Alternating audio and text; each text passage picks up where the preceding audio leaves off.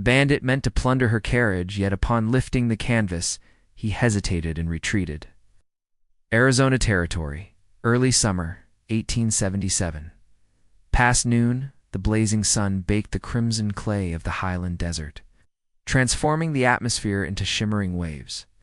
Gusts swept across the barren landscape, pulling grit and swirling dust clouds along the path, where 4 wagons creaked steadily between Red Rock and Willow Bend. Axles groaned, mules panted, and travelers peered from beneath wide-brimmed hats. As a sandstorm gathered strength from the west, from a rocky outcrop above, Marcus Blackwood observed. He remained upright in his saddle, wiry and motionless, his gaze sharp beneath a weathered brown hat. 2 companions rode beside him, Cole and Dutch, both cold-eyed and restless. Beyond them, hidden in a shallow ravine, waited their mounts and a modest collection of pilfered merchandise. Marcus lifted his palm. The others stopped, his attention locked on the second wagon in the convoy, distinct from its companions. While the rest carried barrels, crates, and bundles of wheat or implements, this one bore a canvas covering of pristine ivory, drawn tight, unmarked, unstained, spotless in a way that defied the dusty trail. He made a clicking sound, and his stallion began the descent toward the road. The instant the travelers spotted them, fear spread like wildfire. One settler fumbled for his musket. Others shouted to his driver. "Lower your weapons," Marcus commanded.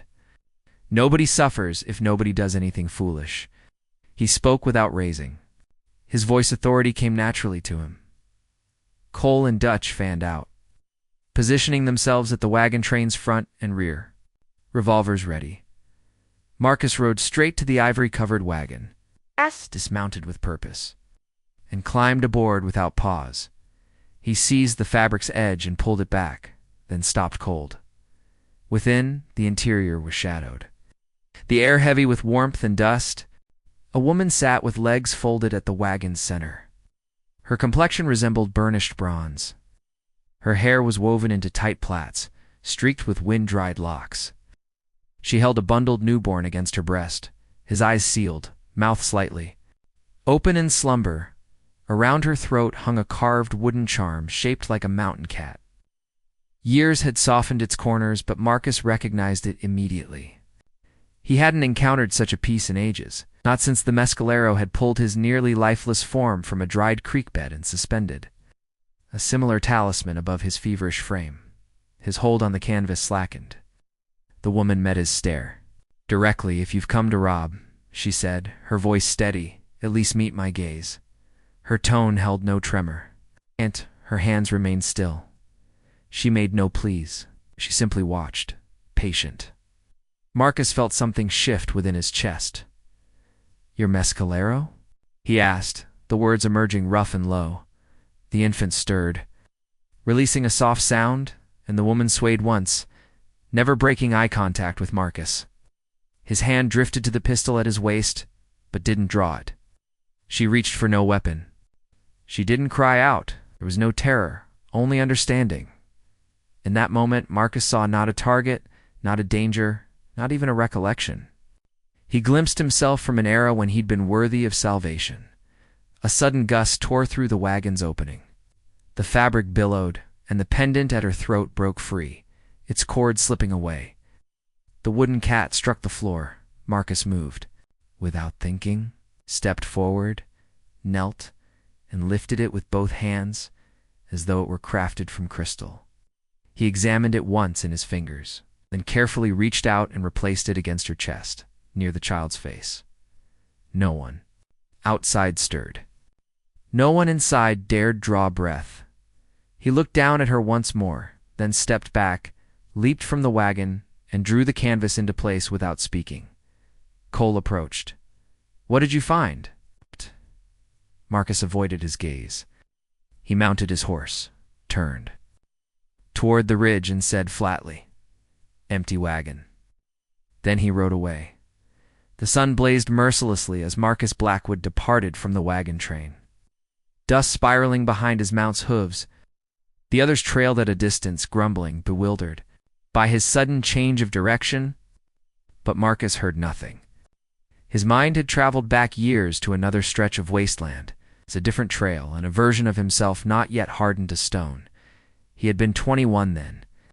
Arrogant and desperate, fleeing after a failed cattle rustling, he had ventured into Mescalero lands, believing he could outrun the authorities.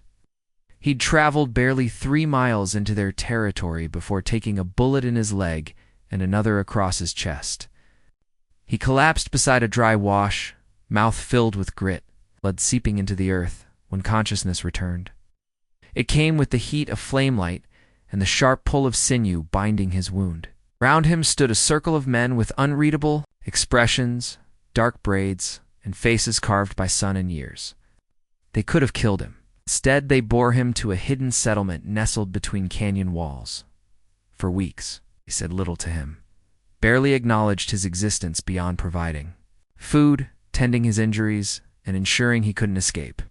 He was neither guest nor captive. He simply existed until he proved himself valuable, or proved he deserved death. The first to address him with more than grunts was a young woman named Iayana, barely 18, long black braid trailing down her spine, always barefoot, always observing. She never questioned what he had done, never instructed him what to do, but she demonstrated how to interpret animal signs in dirt, how to listen to birds, to know who or what approached, how to touch the ground and sense the wind's shift before. It changed. When he asked why she helped him, she replied simply, "You are not foe. You are injured. That is enough." She rarely spoke English unless he requested it. She insisted he learn their tongue, and he did. First through grunts and gestures, then with stammering phrases, until her language became his own. She laughed when he erred. She never corrected with anger. The others in the band remained distant, but they allowed him to stay, assigned him duties, caring for horses, fetching water, mending arrows. Gradually, the hardness in their eyes softened. Gradually, Marcus stopped counting the days since his capture, began to feel, if not like one of them, then at least like something other than a lost soul, but it never endured. One morning he awakened to find his saddle returned, a water pouch filled and a single carving placed atop it, a wooden mountain cat. It symbolized endurance and quiet power. Ayana had carved it, he knew without asking. When he looked up, she was watching from the tree line. "It's time for you to leave," she said. "Why?" he asked. Her expression didn't change. "Because the world demands you become who you were before, not who you are now." And so he departed. He rode north, attempted honest labor, tried sleeping in barns and carrying tools instead of weapons. But no one wanted a drifter with scars and no history. Doors slammed, guns appeared. And one winter evening, after being driven from a town, for sleeping near the church, he picked up a pistol again. From then on, he was Marcus Blackwood, the outlaw. Not the youth who once lived beneath red cliffs and learned to track deer barefoot. Not the man Ayana believed he could become. Now atop his horse, his hands still tingled from touching that wooden pendant. It had been hers all along, yelled. No doubt, the lines of her face were sharper now, her cheeks more hollow, but the fire in her eyes hadn't dimmed. She hadn't cried out when he tore the canvas from the wagon. She hadn't begged for mercy.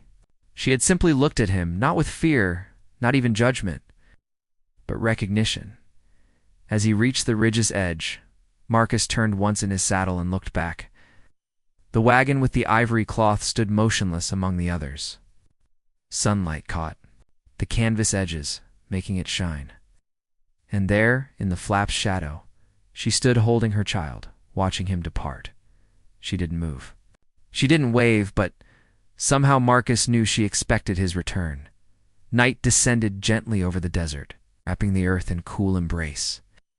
Stars awakened one by one, scattered like diamonds across the infinite black sky. How the wind carried only The occasional wolf's call and the crackle of a distant fire.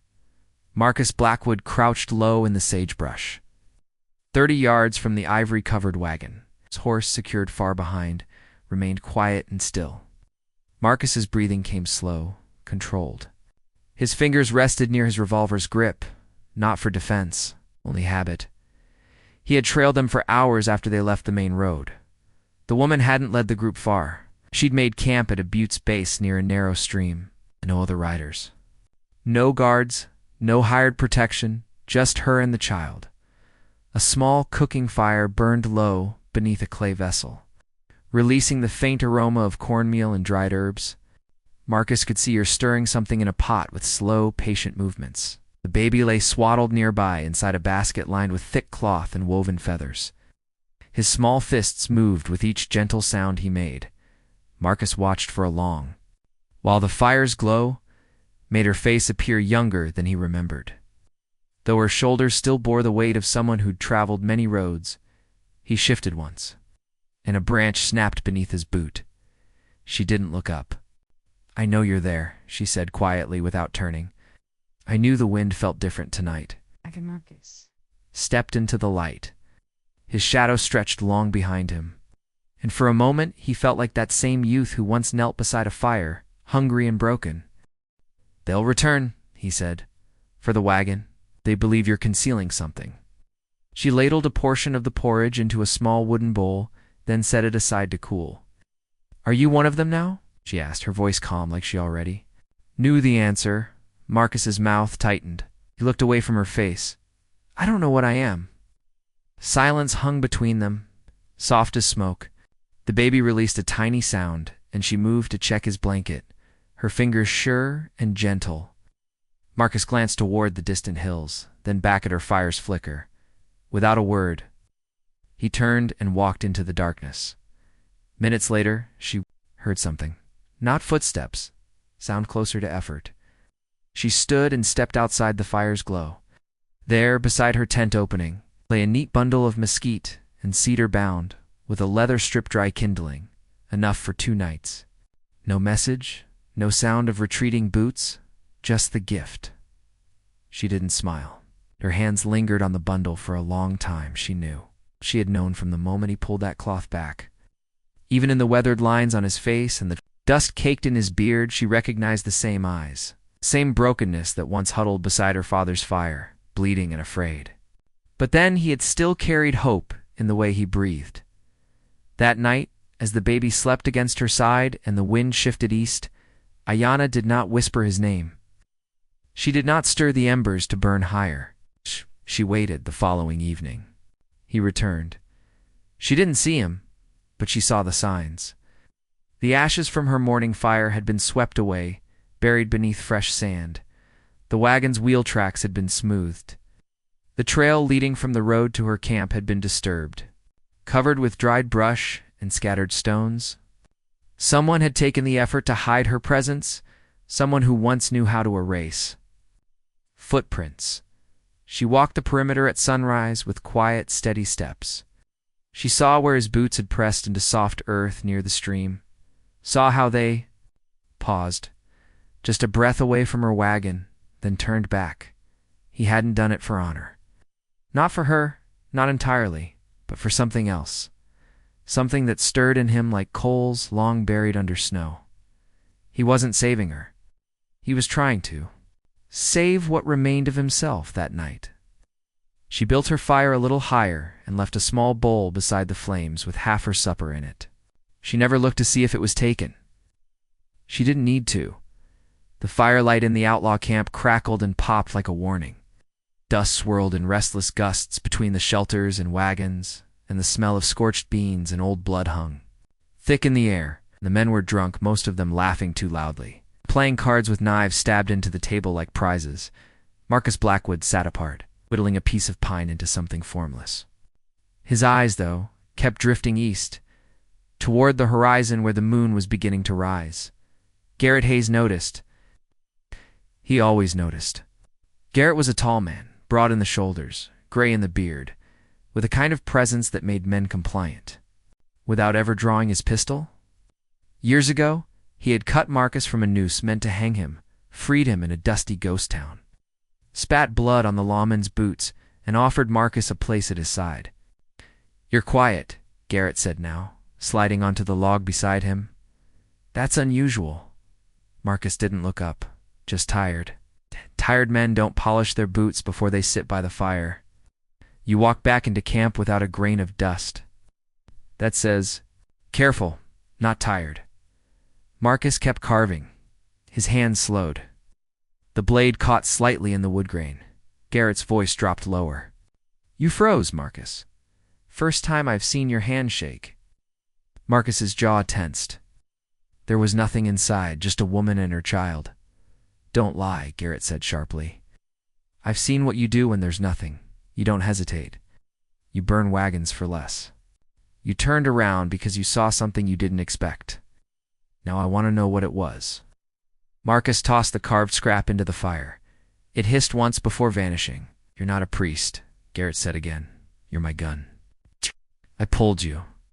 Out of the dirt, remember? I taught you how to shoot straight, how to survive. I gave you this life. I know, Marcus said, finally looking at him, and I repaid it. Garrett stood, teeth bared like a wolf. You repay it by doing what I say. He stepped closer, his boots grinding grit into the sand. There's something in that wagon. Maybe not gold, maybe not silver, but something important. She's hiding it, and you know it. And if she's Apache, she could be carrying messages, harboring threats. That makes her dangerous. Marcus stared into the fire, his voice quiet. She's not dangerous. Then go back, Garrett said. End it quietly. Marcus shook his head. No, it. The words settled between them like a dropped coin. Garrett's expression changed. Not surprise, not raged, just something sharp, cold. What did she do to you? He asked. Flash you a smile? Remind you of some little Apache girl who took pity on you back when you were bleeding in the sand? Marcus stood slowly. I'm finished, he said. Garrett struck him hard across the jaw. Marcus stumbled back, tasting blood. He didn't hit back. He straightened, wiped his mouth with the back of his hand, and met Garrett's eyes. I said, I'm finished. Garrett's fingers curled, but he didn't reach for his gun. Not yet. Walk away from this, he said, and you walk away from all of it. More shelter, no more crew. You'll be alone again. I've been alone the whole damn time, Marcus replied. He turned his back to the fire, to Garrett, to the men watching from the shadows with half-drunk glares and twitching hands. His steps were slow, deliberate, not hurried. Garrett didn't stop. Him because he didn't need to. The desert would do that for him. But Marcus knew better. The desert could kill a man. It could also burn away everything that was false, everything that had grown over his bones like rust. And in the ashes, something else might rise. It's not the outlaw, it's not the preacher, just a man who had made a choice. He didn't look back. The days passed slowly under the Arizona sun. Wind swept through the dry arroyos and carried the scent of sage across the valley. Marcus Blackwood stayed close, but never too close. His camp was just beyond the rise, half a mile from Ayana's wagon. He never entered uninvited, never stepped. Beyond the ring of stones she'd placed around her fire. But he was always near. The first night she found a fresh jackrabbit, skinned, cleaned, and wrapped in cloth, laid neatly on a flat stone outside her tent.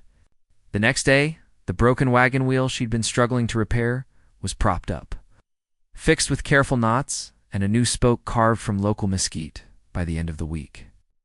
A rough fence of juniper limbs encircled her small clearing. Not enough to stop a bullet, but enough to slow a coyote. He never said he was doing it, but she knew. One evening, when the wind was calm and the sky was soft with purple light, Ayana called across the clearing as he passed. Are you hungry? Yes. Paused. He didn't look at her at first, just at the sky, as if checking for signs of danger in the clouds. Then, slowly, he walked forward and sat beside the fire. She ladled stew into 2 tin bowls. Corn, rabbit, wild onion, no seasoning but salt. They ate in silence, listening to the wind rustle through dry brush. It was the first time Marcus had sat beside a fire with someone in years without keeping his hand near his gun. After a long while, Ayana asked softly, You remember our land? Marcus nodded. Every part the rock that looked like a hawk. The river that only flowed in spring. The taste of pine smoke in the mornings. She looked into the flames.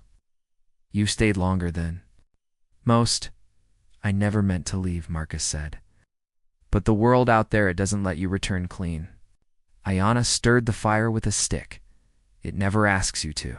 They sat quietly after that, but the silence wasn't heavy. It was shared. Later, Marcus stood and walked to his saddlebag. From inside, he pulled a small object wrapped in leather. He crouched beside the infant, now sleeping, his tiny hands curled into fists, and unwrapped the gift. It was a carved hawk, smoothed by careful work, the wings arched as if just taking flight. He offered it to Ayanna. For him, Marcus said, so he remembers strength can be gentle too. She held it in her palm, running her fingers along the wing. Her voice was barely above a whisper. Thank you.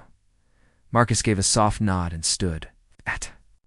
Just before he turned to go, she asked, "What was his name, the man you used to be?" He paused, then looked over his shoulder. He's learning to remember. And for the first time in years, Marcus smiled. Just a little, but real. In the days that followed, the fire between them no longer burned with tension, but with warmth. They spoke more, shared stories, sat closer, and Marcus no longer felt like a ghost haunting the edge of a life he couldn't touch. He was part of something again. And though neither of them said the word aloud, it hung in the air like wood smoke, familiar. Fragile and impossible to ignore, dawn broke over the desert in a thin red line, casting long shadows across the sand. The morning air was still too still. Birds had stopped singing. Even the wind seemed to hold its breath. Marcus stood by the wagon, his body tense, his eyes fixed on the horizon. A rifle rested in his hands, steady despite the tension in his jaw. The baby was quiet inside. Ayanna stood behind him, silent, her hand gripping the wagon frame's edge. Dust curled on the trail. 3 riders approached. Garrett Hayes at the front, his black hat low, a shotgun across his lap. Flanking him were 2 others men Marcus knew too well. Killers both, loyal to Garrett and just as cruel. Garrett pulled his horse to a stop 20 feet away,